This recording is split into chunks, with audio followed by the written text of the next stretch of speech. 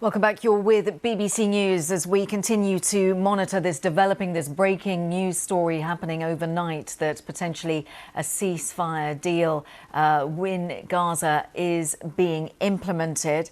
As the details of the ceasefire deal come to light, still a lot of details outstanding, BBC Verify has been examining the situation on the ground in Gaza. Melon Thomas has more.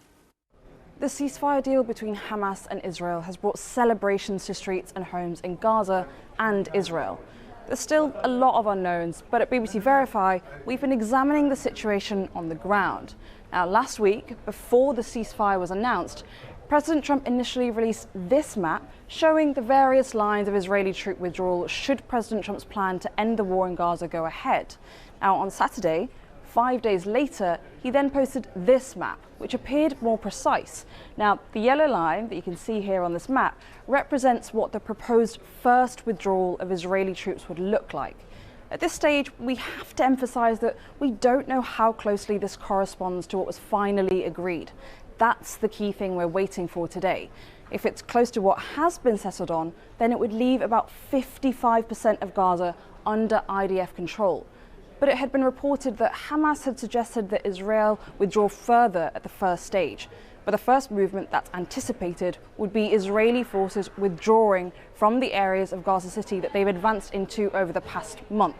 Now, we've been tracking that Israeli advance since the 15th of September, when it began this part of their expanded ground offensive. Now, these are points of locations of Israeli military presence we've confirmed using satellite imagery and video circulating on social media that we've verified. And you can see just how far Israeli troops have so far moved into Gaza City. Despite the celebrations of a ceasefire deal, this is the view from inside Israel near the border with Gaza on Thursday morning. Large plumes of smoke rising into the air. We've also verified a video of clouds of smoke rising in a central neighborhood of Gaza City.